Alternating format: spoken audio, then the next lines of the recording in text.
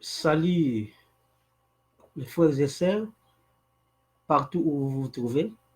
Nous voici encore devant vous pour la suite de notre prédication.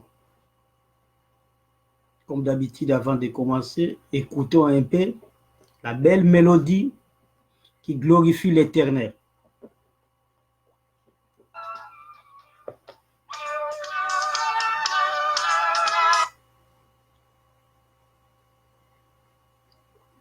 Je m'excuse, on écoute toujours la belle mélodie.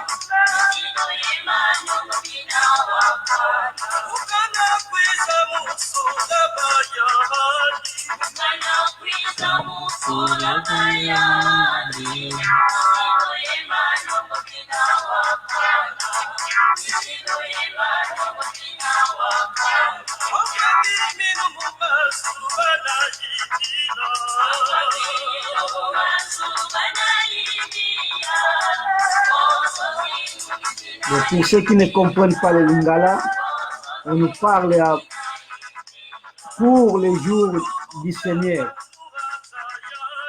Quand Jésus-Christ reviendra, est-ce que tu seras prêt? Tu seras enlevé? Jésus-Christ viendra prendre le sien. Ceux qui vont rester souffriront.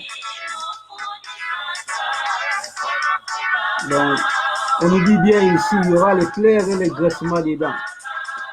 Est-ce que tu veux être parmi les gens qui vont souffrir? Je ne crois pas. Qu'est-ce qu'il faut faire maintenant? Il faut vous repentir. C'est le temps. Le temps que vous avez le souffle de vie, il faut en profiter. Parce qu'il y aura un jour où vous serez appelé cadavre. Et ça sera trop tard. Donc maintenant, il faut en profiter du souffle de vie que vous avez.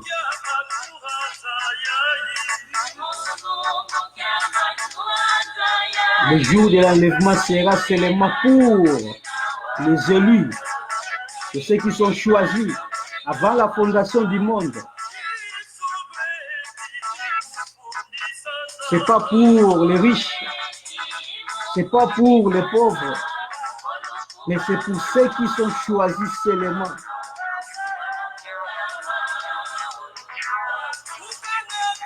Es-tu le choix de Dieu? Mais on n'a pas choisi ce sujet au hasard, non. Il y a vraiment une liaison avec cette mélodie. Nous sommes au temps de la fin. Nous sommes au temps de la fin, mes frères.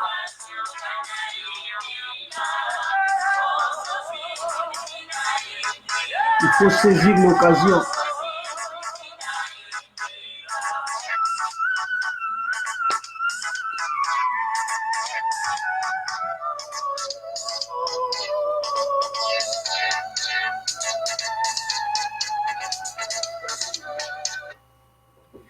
Merci beaucoup.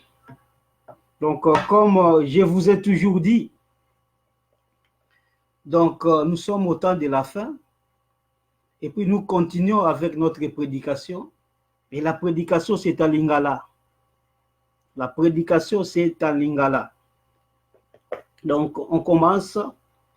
Alors, lobi tolobaki clairement à propos de la sujet na biso. est-il le choix de Dieu?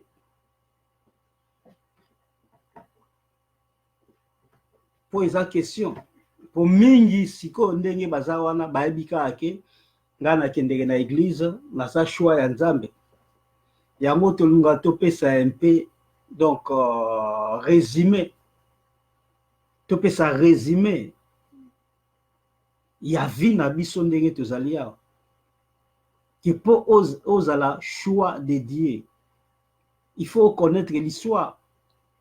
Parce que ce qu'on a dit dans l'histoire, vous avez un grand danger.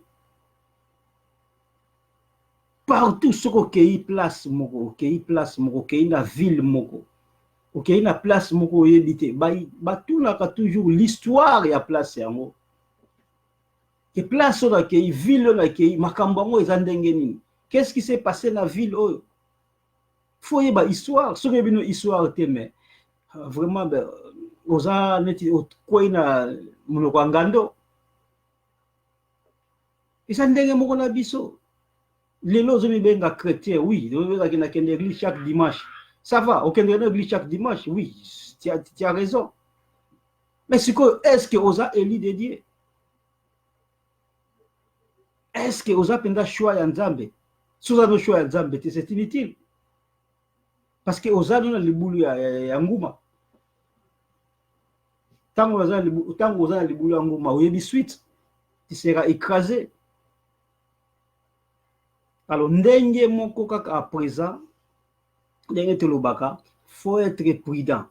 Toza awa pona nini, toza awa pona ko sauver quelques-uns ou quelques âmes du feu. Parce que c'est ça notre mission. Mission na biso sur la terre, ils allaient d'aller partout prêcher la bonne nouvelle. Quand on prêche bonne nouvelle, mout oya yoki yango, pe asaleli yango, aza sauvé. Si que mout oya kozala sauvé, a kozala sauvé que si et seulement si azoyoka la bonne parole, pas les mensonges. Seulement la bonne parole. Oya ko sauver moutou. Moutou ndenge zana la bonne parole seulement iko sauver moutou. Mais wana ezali makambo mboko tokoya koteya encore plus tard sur parole de Dieu wana makambo musu plus tard mais tozo banda d'abord ya komituna na que je vous demande est-ce que oza choix ya Nzambe to banda ki yango déjà oyo tozoko ba suite na biso ndenge na lobaki lobiki Nzambe a protégeaka kaka bana na ye. Nzambe aboma jamais ba juste, a protégeaka ba juste. Kalaki yango na Apocalypse 3:10. Dieu protège seulement ba oyo baza yo basalaka ya solo, ba oyo bakendeke église te. Mais ba oyo baza véritablement ba juste, o ba juste baza oyo bazoko pratiquer la bonne parole. Tu peux pratiquer, mais vous pratiquer nos paroles à l'okuta. Donc, toujours parler sur Bajis, nous parlons sur Bajis, oyo, bazo zo parole ya Nzambe, bazo pratiquer yango na ndenge ya solo. Plus tard, peut-être yango parce que Bible ezali tellement zamba ya munene. Donc, malembe, Tobandako biloko batobando teya, j'ai toujours dit que ezaba même biloko oyo ba apôtre bateya, ba prophète bateya qui parle que de Jésus-Christ. Parce que tout ce que nous allons dire ezaka sur Jésus-Christ. Mateya oyo Jésus-Christ ana katite, eza mateya tata pasteur. Eza o babenga toujours éducation à la vie. Parce que quand nous parlons de Jésus-Christ, partout, écriture nous se reçoit faux, Jésus-Christ est dans la carte. Bon, donc, Zokoba, ndenge nalobaki lobi, que Nzambe a protégé toujours ba juste. Alors, qu'est-ce qui s'est passé? Quand Nzambe a bomi, sikoyo, a bomi ekelamu, ototangaki lobi, vous voyez bien, na Genèse 6 à 7, totangaki yango. Le Dieu s'est repenti, a moni que non, bato oyo, vraiment, il faut que nous mettre stop, à protéger kaka, Noé avec famille naïe. Parce que ceux qui Noé azalaki juste c'était Nzambe alinga protéger te parce que azalaki juste yango Nzambe a protéger ti génération mosusu e ko sala ma partie ka Noé boyebi yango et tango génération ngo e continuer bien aimé je mo bika mutu azaneka mutu ceux qui peut ko loka ceux qui nini nous ne savons pas do te ko mala tango ya lot boyebi yango te ko mala tango ya lot telema mabe elekaki mingi na Sodome na Gomorre. Nzambe alobi trop c'est trop. Il faut se souvenir que ça nini ko supprimer sikoyo bato oyo. Boyebi histoire yango nyonso wana. Histoire à l'autre boyebi yango. C'est toujours na Genèse ceux qui okobi au mona siko histoire à l'autre. Yango na Bible d'être ba toujours Bible batanga yango nyonso batanga yango ndambo te. Tango bandi ko tanga déjà na Genèse 6 koba tango zokoba malembe kaka yo mona sikoyo histoire ya l'autre encore. Nzambe a décidé que en tout cas faut commettre fin na vie à battre. Thank you Igor. I know you are live but I'm speaking in Lingala. Next time I'm gonna speak in English. Thank you. Suko ti ezali wana te ko komana tango ya lot. Nzambe amoni ki mabe leki mingi. Mabe telema elekaki so botangi na Genèse wana boya komona histoire ya mabe oyo ezalaki na ville ya Sodome na Gomorre. Abinoke photo funa boma mboka oyo.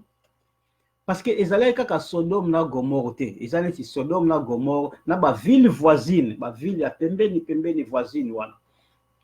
Mabele kaki mingi Nzambe ayeko boyebi yango ya bomango na moto wana. Abikisi Lot. Bikisi Lot na bana na ye et la vie continue. Tango la vie ezo continuer, boyebi yango. Mutu achanjaka ne kaka te. Mutu achanjaka ne kaka te. Mabe ko ba obika histoire Lot boyebi yango. C'est histoire mawa. L'autre a couché pour le monde continue. L'autre a couché na ba na boyebi. Amelisa masa boyebi histoire ngwana. Mais biso to pesa ka ba résumé awa. Tu pesa ba résumé ezoko continuer. Mabe zo continuer, mabe continuer nzamba tali boye mais finalement donc la mokili oyo. Na ozana ba tuté ou comment? Qu'est-ce qu'il faut faire maintenant? En tout cas, je dois faire une alliance. Fona sala peuple na ngai moko oyo azoko tosa maloba na ngai. Parce que tout ce que Dieu veut, ezali kotosa maloba na ye. Tout ce que Dieu veut, ezali kotosa maloba na ye. Même Satan ti babwaka ye, parce que bazaki bateti bawande ko obéir te na makambo Nzambe. Batomboka sikoyo à partir ya Satan influença ba ange wana mususu. Pour nini alingaki se comparer avec Nzambe. Donc atosaki Nzambe te. Tango atosi Nzambe te sikoyo asali rébellion, babwaka bango na se boyebi. Donc Nzambe pe atali boye to bandela ki on partir ka dame la boyebi to bandela partir ka dame ke ndenge basumukaki. Nzambe atali boyebi non. Fona sala peuple na ngai oyo akosala nini oyo akotosa maloba na ngai. Tango akotosa maloba na ngai akovivre éternellement. Nzambe akosala nini abino fona créer peuple na ngai a créé bango si na ciel te abino créer bango si cette terre. Nzambe akosala nini aye kosala alliance na Abraham boyebi yango. Toko tanga babiloko nyonso wana te soki ina toujours Genèse 19 oyo komona alliance Nzambe asala na Abraham. Tango Nzambe asali alliance na Abraham, alliance yango esalama eka sur place te. Makambo Nzambe senga toujours longueur, la patience nyonso na pona nini pona ko tester mutu yango pour recevoir bolukaka bénédiction nini pour recevoir yango ça prend toujours du temps. Ça prend toujours du temps. Nzamba atesaka siko mutu patience ya mutu yango ozomona mutu lelo oteye lobi oteye zo église tanga mondi ke loko mo sepelisi ali au diable l'église akene makambo mususu pona nini akokino ko supporter te talaka manzambi sa traîne. Et ça a été toujours comme ça, je vous rassure. Ça a été toujours comme ça. Ça prend toujours du temps, makambo nzambe.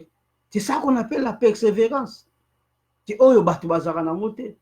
Batu bayaka eloko azoluka zo simbate directement ke na au diable donc ke kusala pacte na diable. Parce que makambo nzambe mingi ba supporter en mote.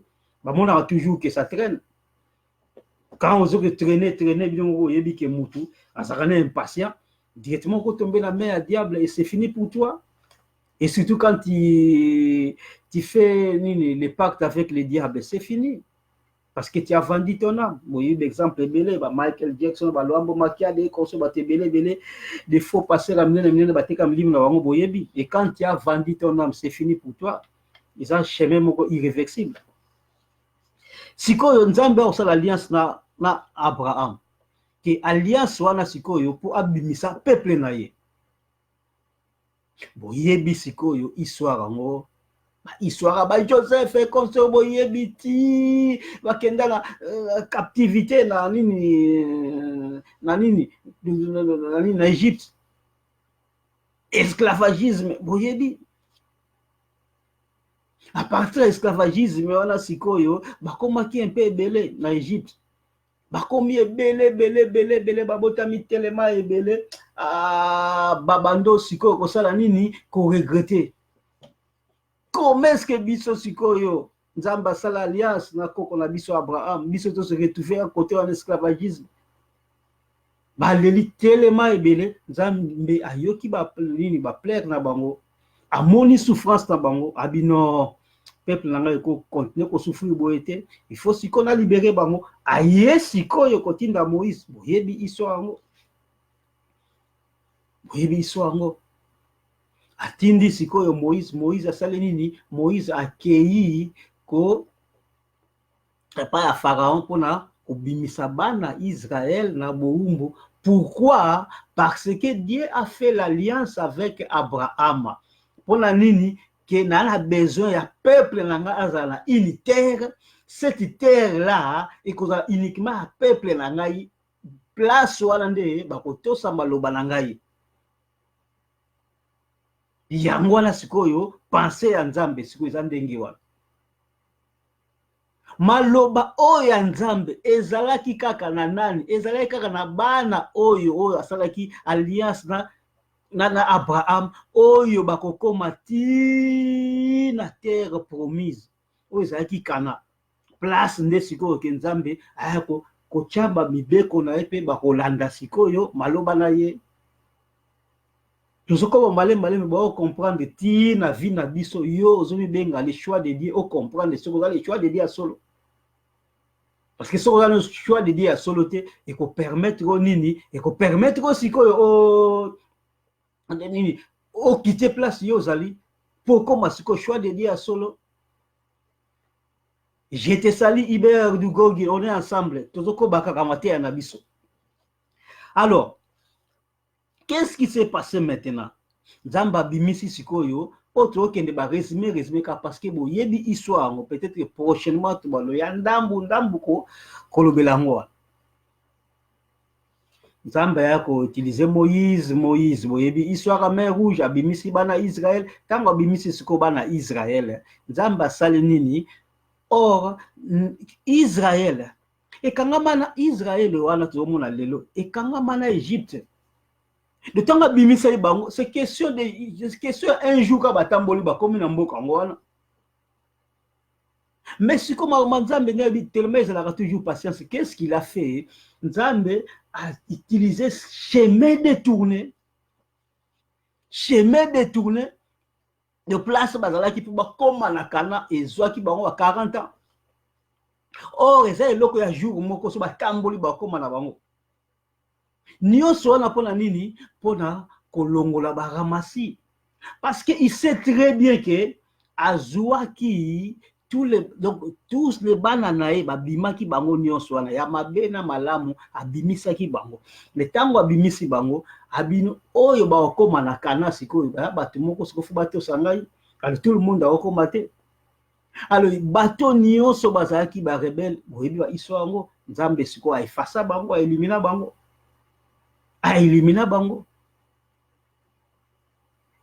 Puis même na suka boyebi que Moïse était éliminé, Nzambe a récupéré. Qu'est-ce que Dieu va faire de Moïse? Nous ne savons pas. Parce que même corps est moins naté, boyebi.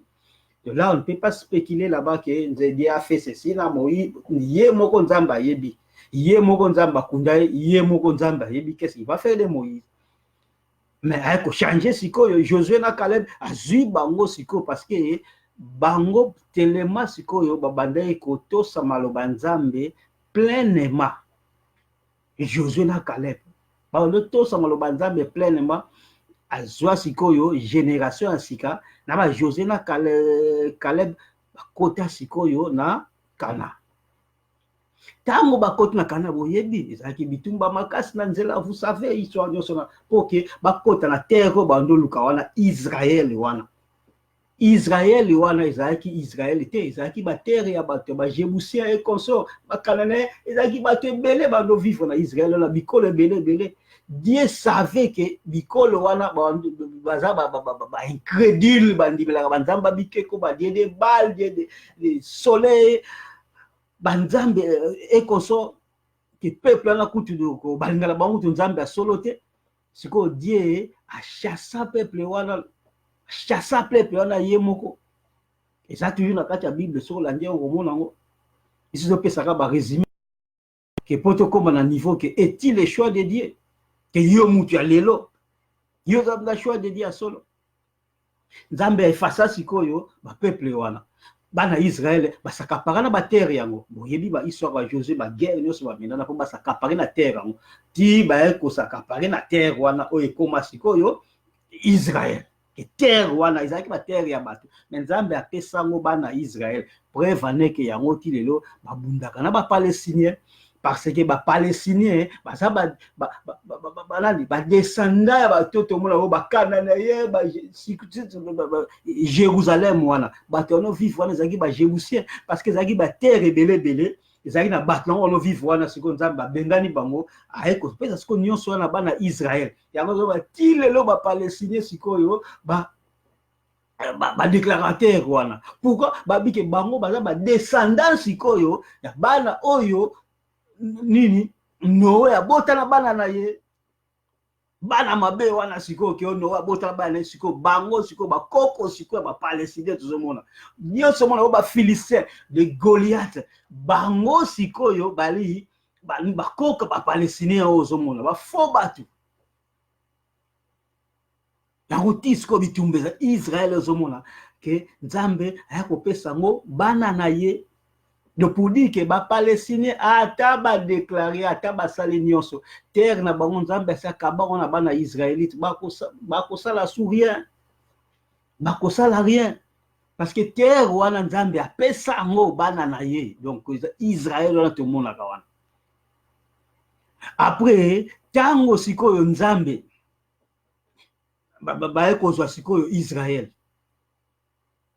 boyeba komona ba ekosala temple tango ba ekosala temple bando sala sikoyo banini ba cérémonie na bango na kati ya temple boyebi yango oyo ekoma yeke ba souverain sacrificateur bazalaki wana ba sacrificateur bazalaki wana et consort Nzambe akabolaki bango na kabolaki on bien avec 12 tribus wana ba Lévite bango bazalaki na terre te bango tiko balosala temple toyebi histoire yango wana bebe histoire yango na ba 10 millions wana tout ndenge ezalaki wana ba 10 ezalaki kaka uniquement pour les enfants d'Israël ezalaki na terre ya Israël or ya terre Israël wana de soko bimina Israël biloko ba 10 balini ça n'existait pas ezalaki uniquement pour na bana Israël physique voilà tu as ôté yango plus tard que est-ce que dit mango est sous d'actualité pour l'entendre biso Je ne crois pas. Tu vas peut-être plus tard. Mais tu comprends ce que l'histoire, place ce que l'histoire, tu comprends l'histoire. Parce que ce que l'histoire, tu as un choix de diète.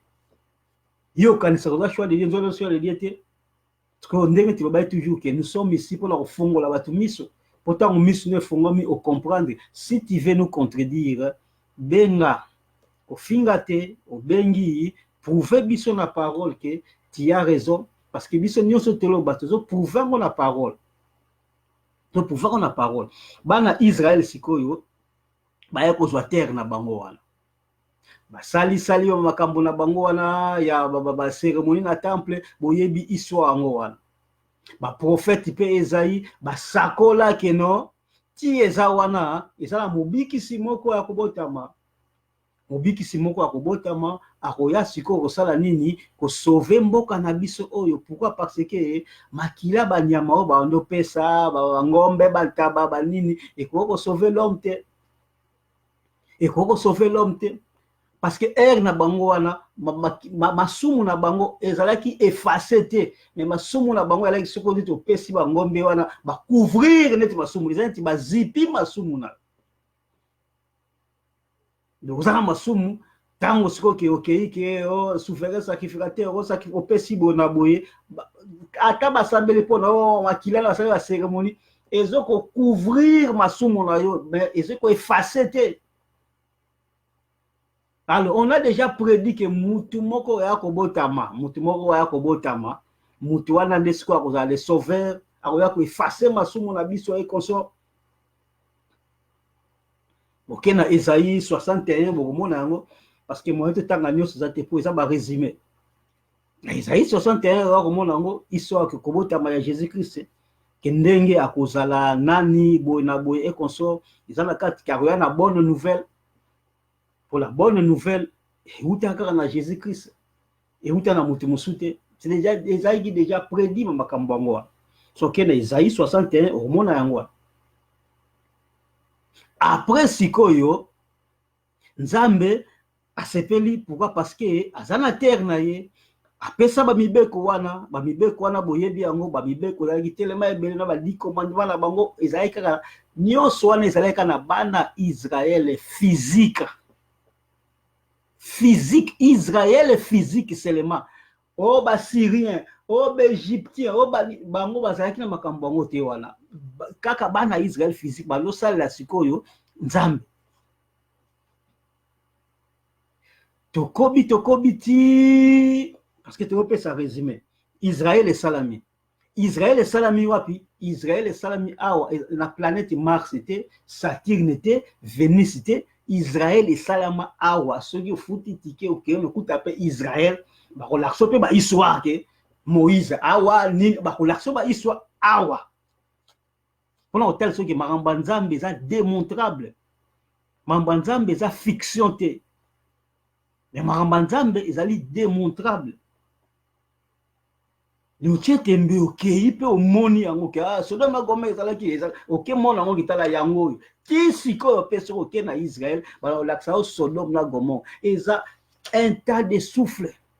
Le ndenge ka baziki sa ngo ti si ko ezande ngwana parce que ndaba ba yozala inhabitable. Ti lelo eza habitable te. Aucun okuta na ba le moyen kuti ba tonga ezate ba ingénieur ba sala ba étude ba bi mabelango moyen souté. Pour atabo tongi et vous allez fragile et aussi bati ba ndako te ba nekule ah ba abandona ngo ndengo wana. Or, c'était déjà la prophétie en Nzambe. Parce que c'est seul Dieu qui prophétise des choses na bata ya kala. Mais prophétie ezokokisama na batan lointain, c'est lui. Aloba la Sodome mais til le soko na 21e siècle oyo. Okena Sodome na Gomorrhe kuta ba ville yango peke yango yo la ndenge zika etikala na position wana. Alors tango to ba ke batu bandi mela manzambe batu bazomona ka ba aventure mais c'est la vérité. C'est la vérité. Bah ouais, bandimela diable, le temps, retourne à diable, yo zawapi, yo fandaka, yo qu'est-ce que tu as fait, bon, tout. Alors, ce que fiction. Bah, fiction. Mais réalité, vous avez, mais au moment d'Ambe, ça, là, qui est réalité. Vérifiable. sikoyo tokomi na temps nini, tokomi na temps ya Jésus-Christ. Jésus-Christ abotami, boyebi histoire ya Jésus-Christ, tout le monde ayebi yango. Jésus-Christ abotami et consort ti que croyant que aye ko bikisa sikoyo peuple na ye wana, peuple na ye wana. Ki abikisa peuple na ye wana, peuple na ye sikoyo asale nini, aye ko rejeter ye. Rejeter Jésus-Christ. Tant on va rejeter Jésus-Christ sikoyo, donc ça qui sikoyo que place malheur na bango sikoyo et kobaki pour mutu o ya ko sauver bino bozo rejeter. Bo rejeter pe bo sale nini, bo bomi mutu angwana.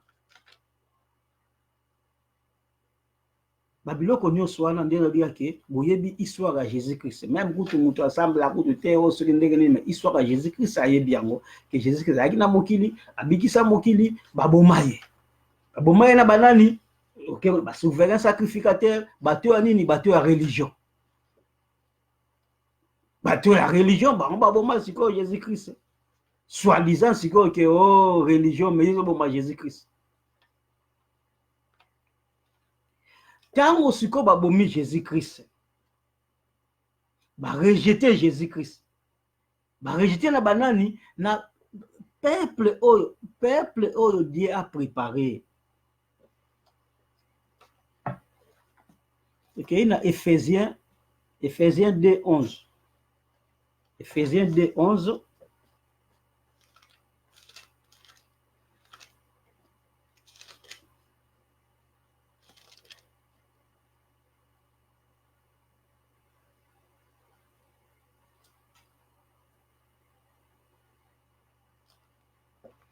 To bandana ba rebelle to kozwa donc bozongi un peu sima faisait botoya na sima awa to bandana ba rebelle to comprendre d'abord que peuple nzamba ngo ba comme ba rebelle na Romains 11.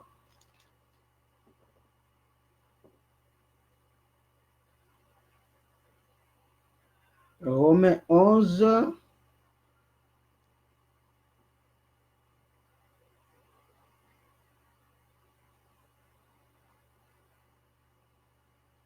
Le Romains 11, tokotanga na 25. Car je ne veux pas, frères, que vous ignorez ces mystères, afin que vous ne vous regardiez point comme sages. C'est qu'une partie d'Israël est tombée dans l'endurcissement jusqu'à ce que la totalité des païens soit entrée. Ukangi yango wana. Toye na Matthieu wana.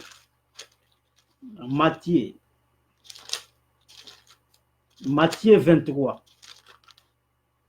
Dans Matthieu 23, tu as 37 à 39.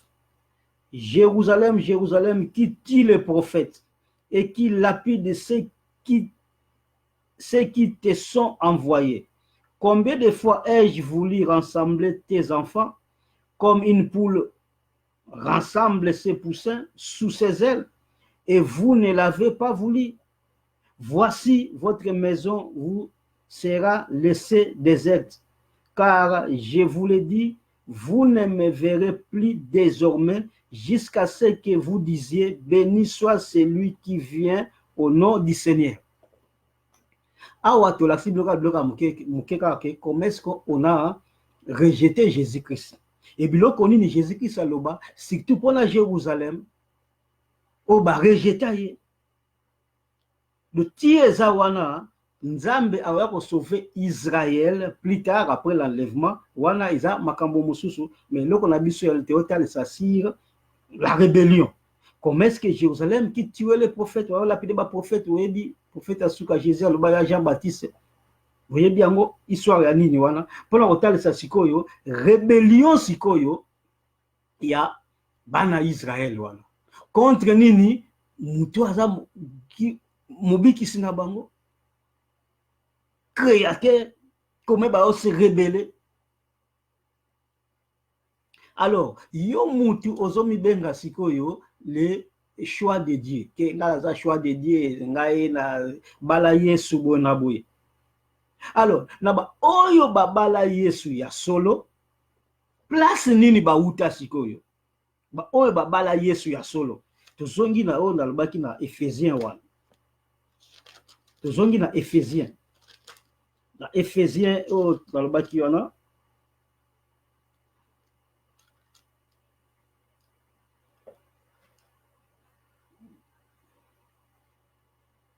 dans Ephésiens 2:11. Alors, sujet d'abord, les païens et les juifs unis ensemble avec Dieu par la croix de Christ. Alors, c'est pourquoi vous autrefois païens dans la chair, vous autrefois païens dans la chair, c'est quoi les biso siko. Il y a un personne qui réservé comme à niveau de biso siko. C'est pourquoi vous autrefois païens dans la chair, appelés incirconcis, par ce qu'on appelle circoncis, incirconcis, et appelés qu'on appelait circoncis, et qui le sont en chair par la main des hommes. Souvenez-vous que vous étiez en ce temps-là sans Christ. Bisosiko. Tout cela qui sans Christ. Tout cela qui sans Christ. Vous qui étiez jadis éloignés, vous avez été rapprochés par le sang de Christ. Donc, sikoyo, bomakambongo e bandi, nde na bika ke bandi, comment est-ce que yo, oza sikoyo, le choix de Dieu. Choix de Dieu, ango ezale nini, après, ba juif, le zane ti malheur ya ba juif, yango nde sikoyo, plaisir na biso. Pourquoi? Parce que, tango ba juif sikoyo, ba boya Jésus-Christ, Jésus-Christ a dit non, maintenant, Nathalie s'avère ba païen, place nde sikoyo Jésus-Christ a récupéré biso yango wana. Tozongi na Romains 11. Tozongi na Romains 11. Na Romains 11. Tozongi na Romains 11. 25. Car je ne veux pas, frères, que vous ignorez ce mystère. Yokasko mystère wana. Afin que vous ne vous regardiez point comme sages. Donc, quand ça te le que soko zanini choix de Dieu que ezali na makasi na yo que omimukumisa nango non. C'est qu'une partie d'Israël est tombée dans l'endurcissement jusqu'à ce que la totalité des païens soit entrée. Donc, qu'est-ce que Nzamba Sala a un endurcissement parce que c'est pas tout le monde qui a tué Jésus-Christ. Tout le monde a tué Jésus-Christ, c'était une partie. Une partie et tué Jésus-Christ. Nous sommes pona nini, pona donc Nzambe a continué en discipline jusqu'à ce que la totalité des païens soit entrée. Parce que la totalité des païens oyo, et ça sikoyo, yango wana sikoyo, biso siko place tozali, yango wana nakati ke ya totalité des païens parce que histoire yotope sama clairement que Dieu a choisi son peuple. Peuple na ye ezalaki bana ya Israël physique. Siko bana Israël physique yango tango sikoyo basumuki. Tango basumuki sikoyo epesi occasion biso to diembela siko na kati wana. Pourquoi? Parce que Nzambe na planning na ye asi achai ke Israël ekozala sauver. Israël yango ezaka racine. Siko biso siko foto za la greffe na Israël wana. Ko za la greffe siko eza banani a lokoti ba païen. Ba païen o a lokoti siko yo, ba païen ngo siko yo, quel païen? Parce que c'est quel païen qui l'a ramassé. Ils n'ont pas païen ni sauté. Tu es dans l'acte. Tu es dans l'acte maintenant. Dans l'acte, c'est quoi? C'est l'histoire de l'église. Dans l'acte 4. Dans l'acte 4, on a 32. Il y a union et charité des croyants. La multitude de ceux qui avaient cru n'était qu'un cœur et qu'une âme. Nul ne disait que c'est bien lui appartenance en propre, mais tout était commun entre eux. Donc, toye siko na histoire siko ya nini, tango Jésus-Christ ateya bapotre na ya format bapotre na ya bimisi bango na ba religion autre mona ba religion ya Israël ezalaki na biloko ba coutume konso ba sadducéens ba pharisiens konso bato ba race de vipères nga ba bimisa siko bapotre na ye wana a former bango, tango a former bango asali ni apesi bango la puissance dango, apesi bango le Saint-Esprit. Le Saint-Esprit wana sikoyo boyebi soko bandi na acte wana omona premier jour sikoyo Pierre ateyaki, premier jour Pierre ateyaki ndenge batu babongola mitema, tango batu babongola mitema wana ezalaki ebandeli sikoyo ya église, ebandeli ya église, tango église yango sikoyo o église ya solo, église ya Jésus-Christ lui-même, o Jésus-Christ alobaki séjour des morts et kosala kote lo côté si son église. Donc tango za na église ya Nzambe ya solo ti eza wana ndoki akolia ote, magicien akolia ote, sorcier tout, donc bango nyonso bako toucher yote parce que oza na kati église, église oyo balobelaka eza église mise à part, église oyo bima na religion, place ne makambo makasi ebandi, place ne makambo makasi ebandi yango. Tu peux te dire que oui, ngai naza nini, naza chrétien. Est-ce que bima na religion? Pour les religieux, bango baboma Yesu Christ. Les religieux baboma Yesu Christ. Bato nyonso wana ba Paul, tout les apôtres, baza na kati ya religion wana. C'est que pourquoi est-ce que Nzambe atika bango te na religion na basala na kati ya religion wana? Parce que il sait que la religion na kati nango siko eza na ba dogme. Dogme siko eza na ba loi humaine que ba imposa, c'est ba chef coutumier, chaque village eza na ba loi nango déjà imposé, yo ko changer ngo soute parce que les sorciers anciens ont déjà établi leurs lois.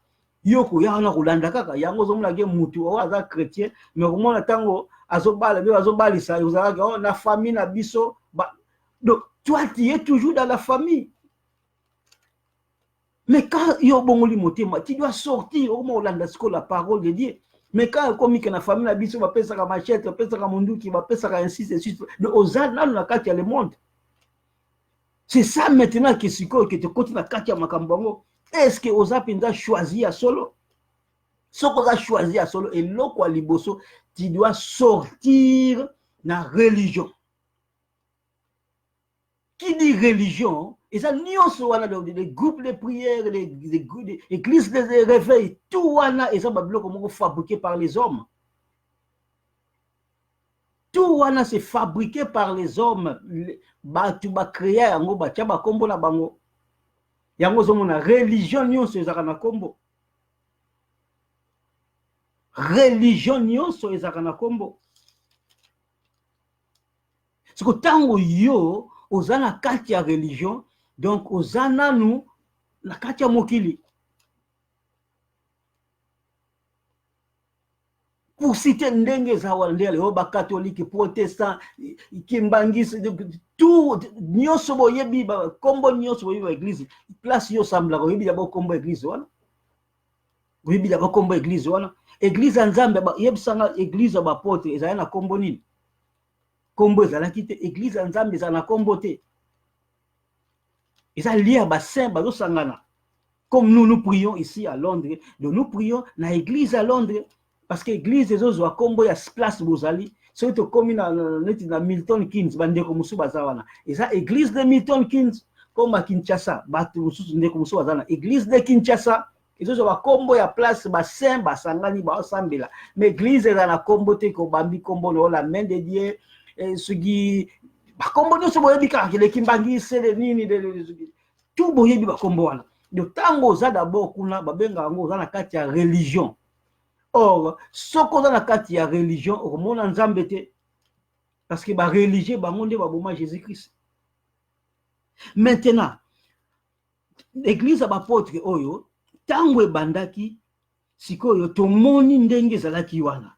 Babi on ndenge totangi na 4 na 32 babi la multitude de ceux qui avaient cru n'était qu'un cœur et une âme.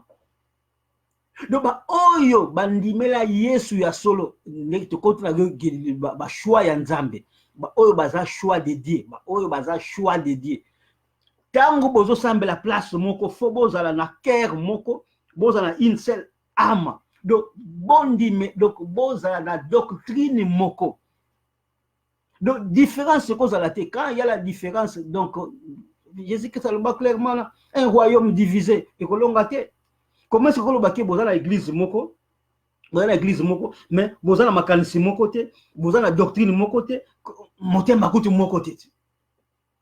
Et vous savez, vous êtes là, vous mettez la bien, yo aucun de l'église. Oui, chaque dimanche. Au moins la carte de l'église là bino, ils ont la pasteur, vice-pasteur et consort. Au moins il y a des divisions là-bas. Ba yo kanakate wana. Dans toutes les églises, nous on était là. Nous on était là, on sait. Dans toutes vos églises, il y a des divisions, il y a des tendances. Oyaza muta pasteur boy, oyaza muta boy, oyaza muta prophète boy. Yebisanga. Sikoyo, o arabe clairement, la multitude de ceux qui avaient cru n'était qu'un cœur et une âme. Nul ne disait que c'est bien lui appartient en propre, mais tout était commun entre eux. Tout était commun entre eux. Yangwane zalaika ke sugi mutu ateki eloko ayene eloko ayeko pesa na église salenini ezo distribuer selon sikoyo bosenga na yo oyo azana 10 bana. Boko ndenge moko te na oyo azana 5 bana obi oyo azana mwala moko obi oyo azali marié te boko ndenge moko te. Donc selon besoin yango balobi na église wana ebandeli wana pauvre azalaki te po tango za pauvre bakopesa pe biloko oyo ekoka mpona besoin na yo po manke eloko te.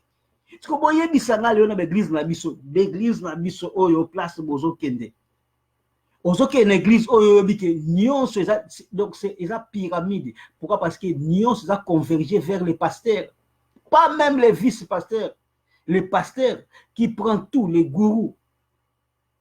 C'est les gourous qui prennent tout. Ce que les gourous vont prendre au moment où vous avez besoin, écoute même la salle, pour foutre la salle, les gourous vont foutre la saleté. Les gourous vont foutre la saleté. Parce que bango basaba gourou, bino faut pesa bango bako pesa rien. Est-ce que ça conforme maintenant église oh ya ba apôtre banda église oh mise à part oh ya Jésus-Christ yemoko? Non, ce sont des loups.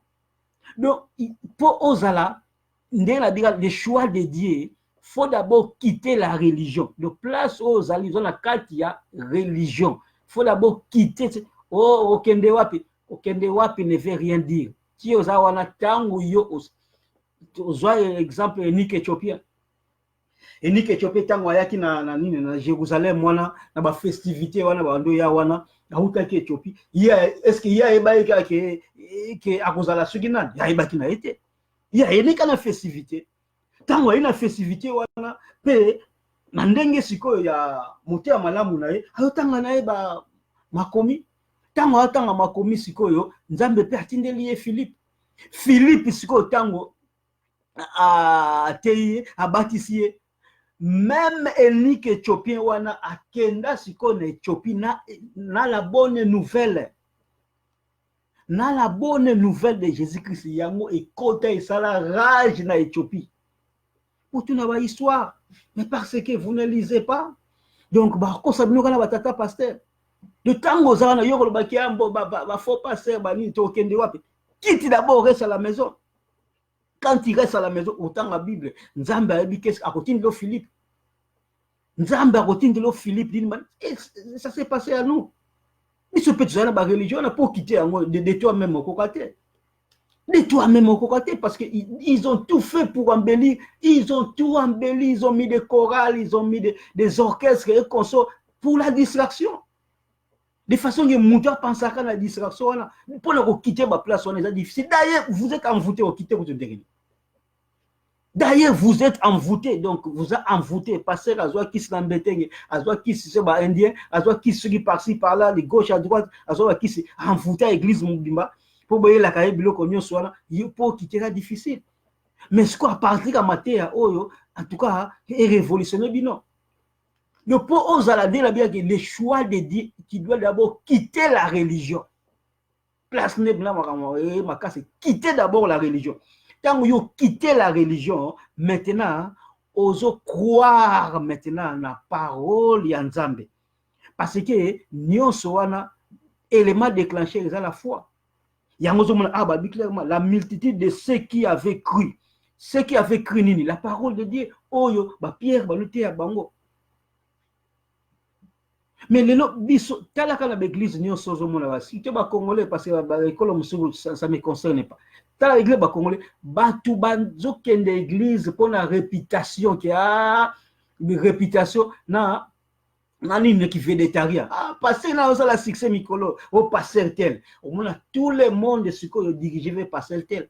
Tant au succès na aussi la baki siwana, batu ba komina passer de même église o ezalaka batu ben à Londres. Bokende ko vérifier. Kende ko vérifier au monde kaka des rebelles au ba utala l'église mususu par-ci par là, bango ba se retrouver kuna. So be passer qu'on a succès sili qui c'est sili église mususu mati bango nyonso pe ba se retrouver kuna. Ya zo ba même bilongi ba sala ka ba déplacement wana. Mais parce que ba lingo bon la muté maté. Oh, la parole de Dieu, balandakate, oh, succès, oh, nin. La parole de Dieu, ba yokaka, mutu, ba yambisaka mutu yesu te. Yesu, ba yambisaka mutu yesu te. Église, oh, ba yambisaka, oh, ba yambisaka mutu yesu. Oh, loba simalangai, kolo yesu, kolo, na ye pa na yo, oh, tout wane za ba fanti. Pourquoi? Parce que mutu fo yoka. Quand on yoki à croire na parole wana parole paye à solo parce que ce qu'on croire na parole à l'ukuta vous a perdu. Ce qu'on croire na parole à l'ukuta vous a perdu. Donc yango wana question na tunaki est-il le choix de Dieu parce que na yeba que mingi boza bino choix de Dieu te mais après avoir koyoka maté ya on a ainsi révolutionné bino.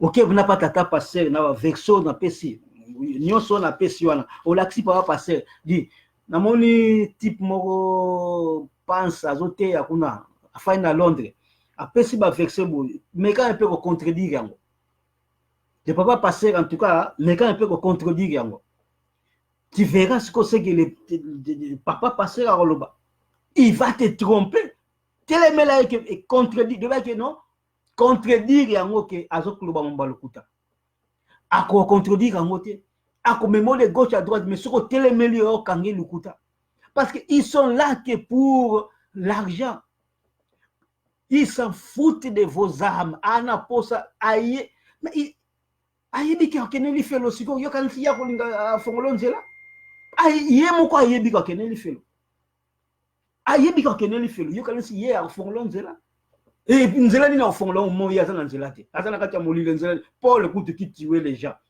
avant de croire qu'ils ont rendre le culte dans Nzambe mais nzoka nde sikoyo azalaki na ko sala Satan mais tant on voit le fondement matali ah na sala Satan sikona sala Nzambe solo ya moi zonga so simate donc oyo na yebisi bino bon maté ya pa papa pasteur qui va prouver bino ki nazokosa donc yango wana ti eza wana o réaliser yo mo ke oza no choix ya Nzambe te. Qu'est-ce qu'il faut faire maintenant? Reste à la maison sambela Nzambe tanga Bible Nzamba kotindola yo Philippe akotindela yo Philippe Philippe a expliquer yo sikoyo biloko ozo comprendre te parce que ozana posa oyeba mingi ya koloba ezali te nazasi ke ndenge nalobaki toujours ke tosi tobandi chaque peut-être que 19h 20h ce qui est occasion et pesami donc nous serons là de côté nous avons beaucoup à dire notre souci est anini que les âmes ba bimanamoto ndenge nini soki bazoyoka parole ya solo donc ndenge na te yawa est-il le choix de Dieu je savais que Jésus-Christ azoyoka la mingi te yo koya ko suturaki okena lifelo mais mais balote ya biso nyonso wana ezalaki nini faux lokola siko trop tard ezate na ransi bo comprendre pour tant qu'on a souffle de vie tout est possible à décision parce que kobik sama ils a choix na yo maintenant ya kondime la véritable Jésus-Christ. Merci beaucoup Balandi live, merci beaucoup. Balandi en différé, merci beaucoup. Beau partager en go. Derrière le bagi toujours que c'est les frères pensent. Je suis à Londres. Vous avez une question, ba numéro ezawana, chaki ba numéro wana, okomona ba numéro ngo, contacter biso et vous a malamu oyo toyebi totalisi. Ce qui peut toyebi te to baki non, to consulter le Saint-Esprit parce que je n'ai pas le monopole, il y a toute la Bible, j'ai seulement le monopole, il y a une partie qu'on m'a donnée. Merci beaucoup, que Dieu vous bénisse.